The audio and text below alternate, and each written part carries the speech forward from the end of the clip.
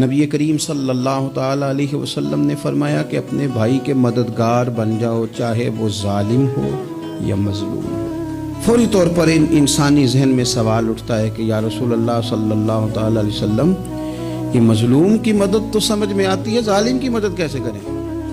तो अल्लाह के हबीब अलैहिस्सलाम देखे कितना नफ्सियात के करीब, कितना आसान करके, या रसूल अल्लाह सल्लल्लाहु ताला अलैहि वसल्लम ये भला जालिम की मदद कैसे करें? तो हुजूर ने फरमाया उसे जुल्म करने से रोक दो, यही तुम्हारी उसके लिए मदद है। कुर्बान जाए, क्या अंदाज़े करीमाना है रब करीम का।